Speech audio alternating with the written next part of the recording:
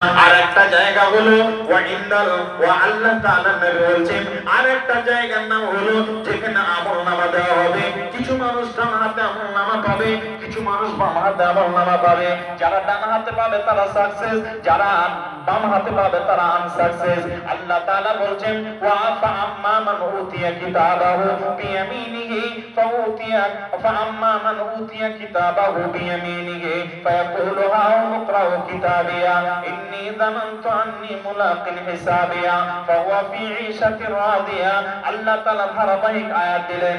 আল্লাহ বলেন যে মানুষগুলো ডান হাতে আমলনামা পাবে ওই লোকগুলো ডান হাতে আমলনামা পাওয়ার সঙ্গে সঙ্গে তারা সামনে ডান হাতে আমলনামা পাবে, সার্টিফিকেট পাবে।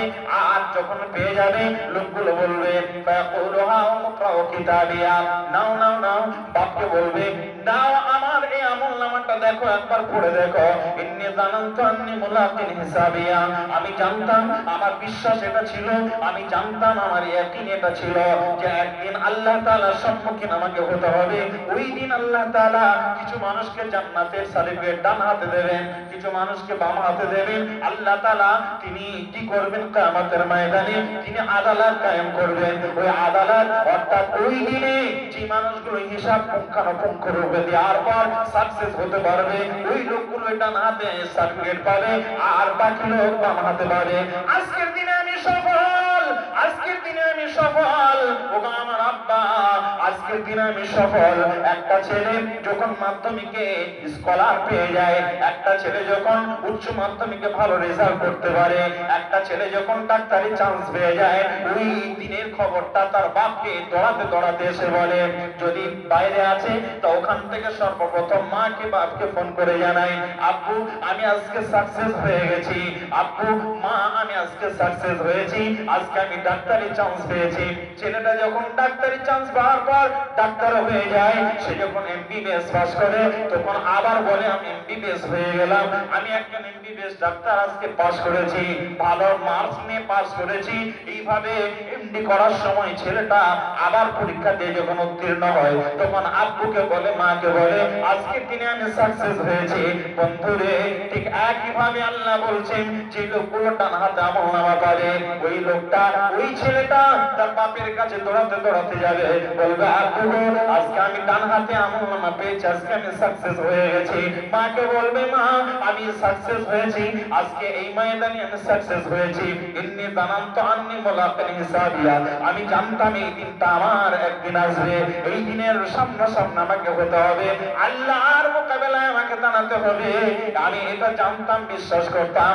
এই জন্য আজকে আমার আমলনামা যাতে ভালো হয়, এই জন্য দুনিয়াতে মানুষ যখন ঘুমিয়ে যেত, স্ত্রীরে আমি তোমাকে ঘুম পাড়িয়ে দিই, আমার সন্তানদেরকে ঘুম পাড়িয়ে দিয়ে আমি তোমাকে বলিনি, আমি তোমার কষ্ট হবে বলে বলিনি যে আমাকে গরম পানি করে দাও। এই গরম পানির ব্যবস্থা ছিল না, ঠান্ডা কনকনে ঠান্ডা শীতের মৌসুমে এই ঠান্ডাকে উপেক্ষা করে আমি উঁচু বানিয়ে সুন্দর করে ফজরের আগে আমি তাহাজ্জুদ করেছিলাম, চোখের পানি ফেলে ফেলে আল্লাহর এই জাহান্নামের আগুনকে আমি হারাম করে দিয়েছিলাম।